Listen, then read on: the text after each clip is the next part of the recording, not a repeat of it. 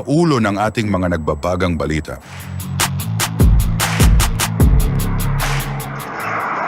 Sa wakas, mukhang magkakaroon ng katuparan ang pagkakaroon ng Pilipinas ng multi-role fighter jets sa pamamagitan ng inilabas ng Estados Unidos para sa pag-aapruba ng pagbebenta nito ng kanilang fighter jets sa Pilipinas.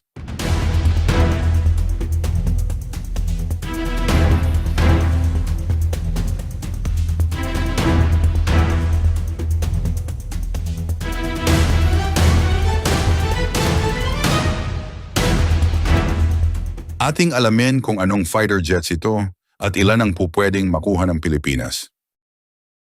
Nitong A1 ng Abril 2025, opisyal na inaprubahan ng kagawaran ng depensa ng Estados Unidos sa pamamagitan ng Defense Security Cooperation Agency ang pagbebenta ng hindi bababa sa 20 units ng F-16CD Block 70-72 aircraft sa Pilipinas.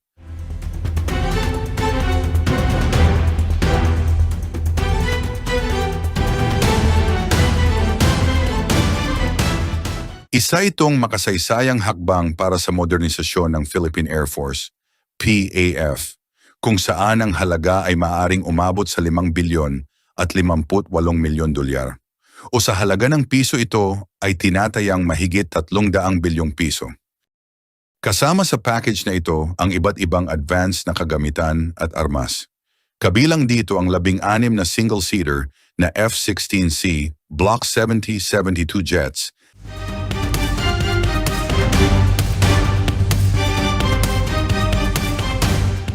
at 4 na tandem-seater na F-16D Block 70-72 aircraft.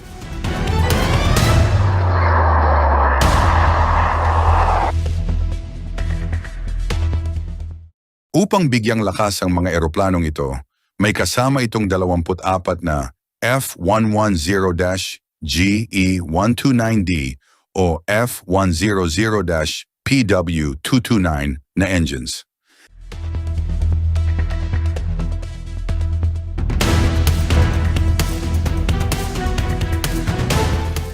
Apat na piraso dito ay itinalaga bilang reserba at ang 20 piraso naman ay naka-install sa mga jet fighters. Dagdag pa rito, kasama rin sa package ang 22 pirasong AN/APG-83 Active Electronically Scanned Array, AESA, Scalable Agile Beam Radars, SRBR, 12 pirasong AN/AAQ-33 Sniper Advanced Targeting Pods, ATP,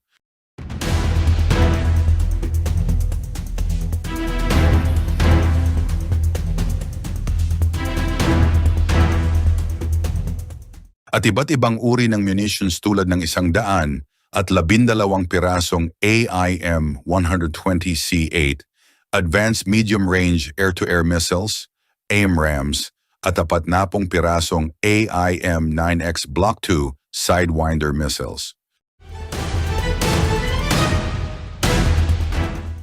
Kung ikukumpara sa sales approval na ibinigay noong Hunyo 2021, mas marami at mas advanced ang kagamitan at armas na kasama sa bagong package na ito.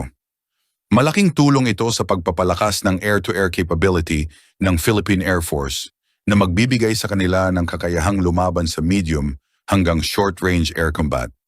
Sa ganitong loadout, mas matitiyak ang seguridad ng bansa laban sa anumang posibleng banta sa himpapawid.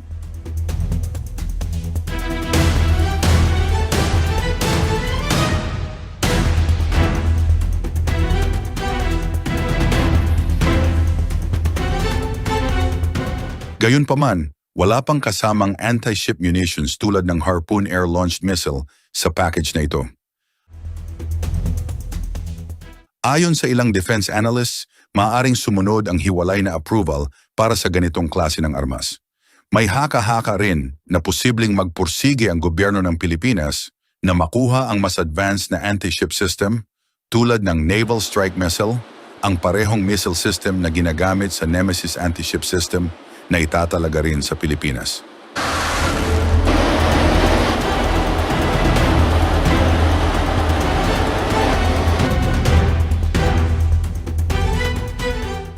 Isa pang posibleng option ay ang Long Range Anti-Ship Missile, LRSM, na maaaring maging isang malaking asset para sa maritime strike capability ng Philippine Air Force.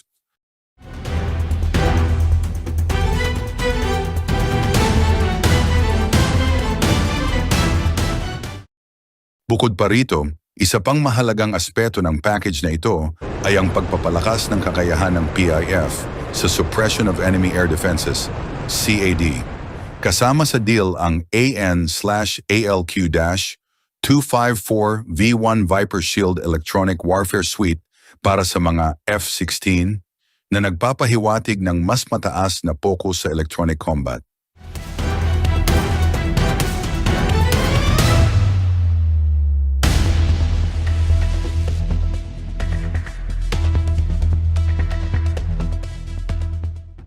Malaki ang posibilidad na susundan ito ng isa pang approval para sa karagdagang SEAD assets, gaya ng AGM-88, High-Speed Anti-Radiation Missile, HARM, na kayang pasabugin ang mga air defense system ng kalaban bago pa man ito magamit laban sa PIF.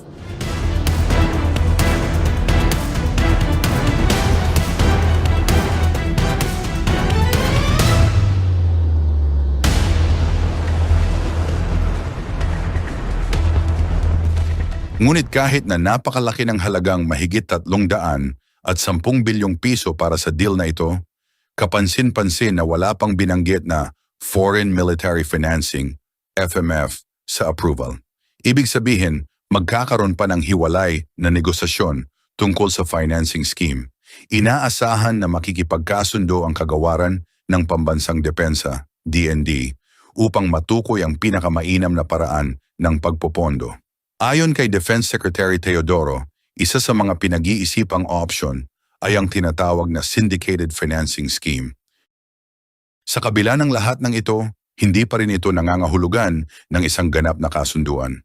Ang mga negosasyon na maaaring nagsimula pa sa panahon ng Administrasyong Trump ang magdedetermina kung tatanggapin ng gobyerno ng Pilipinas ang mga kasalukuyang termino o hihingi pa ito ng mga pagbabago upang mas umayon sa kanilang estratehikong plano at financial capacity. At para malinawan ng lahat, hindi ito isang April Fool's joke kahit na ang approval ay lumabas noong Abril 1.